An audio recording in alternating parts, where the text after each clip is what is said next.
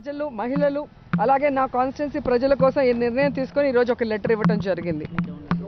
So అసెంబ్లీలో 18వ తేదీ ఏదైతే జరిగిందో కాల్ మనీ సెక్స్ ర్యాకెట్ ఇష్యూలో మెజారిటీ మహిళలు అన్యాయం అయిపోతున్నారు కాబట్టి ఆ మహిళల కోసం నేను పోరాడానే తప్ప ఎక్కడా కూడా ఆ రోజు ఎవరిని కూడా ఇన్సల్ట్ చేయాలనో వాళ్ళని బాధ పెట్టాలో అనే అబ్యూజింగ్ వర్డ్స్ కానీ డెరగేటరీ వర్డ్స్ కానీ అలాగే అఫెన్సివ్ రిమార్క్స్ కానీ ఏది కూడా చేయలేదనేది నేను మొదటి రోజు నుంచి కూడా చెప్తున్నాను. ఈ రోజు కూడా దానికి కట్టుబడి ఉన్నాను.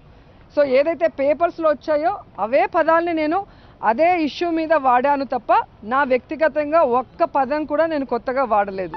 సో అవి కూడా ఆ రోజు ఎవరైనా మెంబర్స్ని కానీ చీఫ్ మినిస్టర్ని కానీ మరి బాధ పెట్టి ఉంటే ఆ వర్డ్స్ అన్నీ కూడా నేను విత్డ్రా చేసుకోవడానికి రెడీగా ఉన్నానని ఈ లెటర్లో మెన్షన్ చేశాము.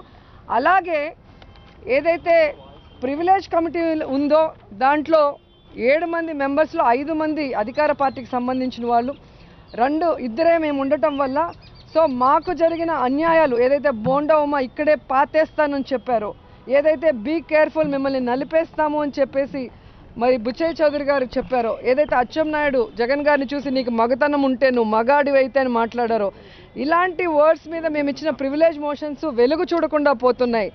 సో కోర్టు వీటిని కూడా దృష్టిలో పెట్టుకొని అందరు ఎమ్మెల్యేలు ముఖ్యమంత్రితో సహా అందరు ఎమ్మెల్యేలకి ఒకటే ప్రివిలేజ్ ఉంటుంది.